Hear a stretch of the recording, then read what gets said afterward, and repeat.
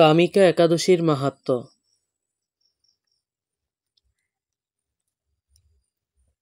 ব্রত ও মাহাত্ম্য কথা। শ্রাবণ কৃষ্ণপক্ষিয়া কামিকা একাদশীর কথা ব্রহ্মবৈবর্ত পুরাণে যুধিষ্ঠির শ্রীকৃষ্ণ সংবাদে বলা হয়েছে।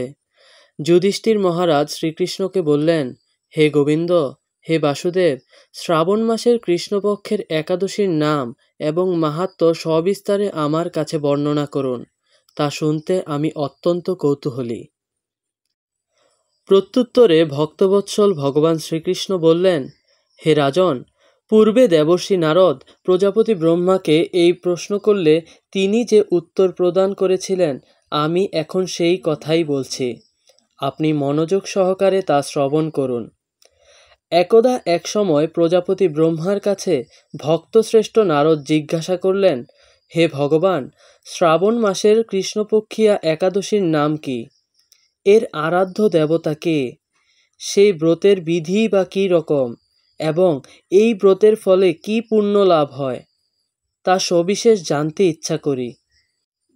আপনি কৃপা করে আমাকে তা জানালে আমার জীবন ধন্য হবে। নারদের কথা শুনে ব্রহ্মা অত্যন্ত সন্তুষ্ট হলেন। তিনি বললেন, হে বৎস, জগৎ জীবের মঙ্গলের জন্য আমি তোমার প্রশ্নের যথাযথ উত্তর দিচ্ছি, তুমি তা শ্রবণ করো। শ্রাবণ মাসের কৃষ্ণপক্ষিয়া একাদশী কামিকা নামে জগতে প্রসিদ্ধা। এই একাদশীর মাহাত্ম্য শ্রবণে বাজপেয় যজ্ঞের ফল লাভ হয়। ভগবান শ্রীহরি পূজা অর্চনা অপরিমিত পূর্ণ ফল প্রদান করে। গঙ্গা, গোদাবরী, কাশী, নৈমিষারণ্য, পুষ্কর ইত্যাদি তীর্থ দর্শনের সমস্ত ফল একমাত্র কৃষ্ণ পূজার মাধ্যমে কোটি গুণ লাভ করা যায়। সাগর ও অরণ্যযুক্ত পৃথিবী দানের ফল, দুগ্ধবতী গাভী দানের ফল অনায়াসে এই ব্রত পালনে লাভ করা হয়। যারা পাপপূর্ণ সাগরে নিমগ্ন, এই ব্রতই তাদের উদ্ধারের একমাত্র সহজ উপায়। এই রকম পবিত্র পাপনাশক শ্রেষ্ঠ ব্রত আর জগতে নেই। শ্রীহরি স্বয়ং এই মাহাত্ম্য কীর্তন করেছেন। রাত্রি জাগরণ করে যারা এই ব্রত পালন করেন, তারা কখনো দুঃখ দুর্দশাগ্রস্ত হন না। এই ব্রত পালনকারী কখনো নিম্নজনি প্রাপ্ত হন না। কেশবপ্রিয়া তুলসীপত্রে যিনি শ্রীহরির পূজা করেন, পদ্মপাতায় জলের মতো তিনি পাপে নির্লিপ্ত থাকেন। তুলসীপত্র দিয়ে বিষ্ণু পূজায় ভগবান যেমন সন্তুষ্ট হন, মণিমুক্তাদি মূল্যবান রত্ন মাধ্যমেও তেমন প্রীত হন না। যিনি কেশবকে তুলসী মঞ্জরি দিয়ে পূজা করেন, তার জন্মার্জিত সমস্ত পাপ ক্ষয় হয়ে যায়। এ প্রসঙ্গে ব্রহ্মা বলেন, হে নারদ, যিনি তুলসীকে প্রত্যহ দর্শন করেন, তার সকল পাপ রাশি বিদূরিত হয়ে যায়।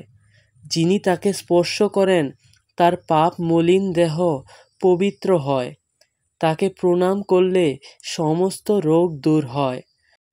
তাকে জল সিঞ্চন করলে যমও তার কাছে আসতে ভয় পান।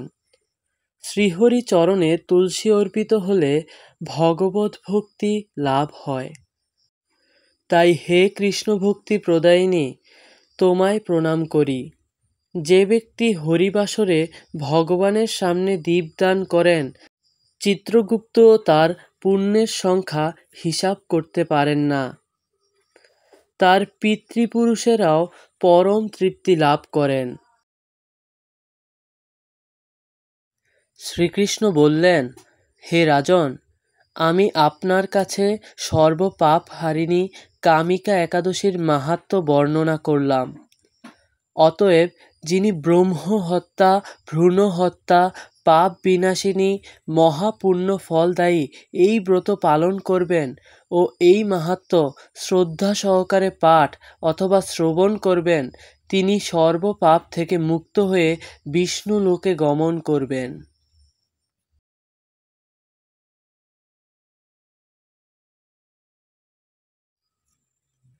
যদি ভিডিওটি ভালো লেগে থাকে তাহলে লাইক করুন, বন্ধুদের সঙ্গে শেয়ার করুন এবং দেবালয় জার্নি চ্যানেলটি সাবস্ক্রাইব করতে কিন্তু ভুলবেন না।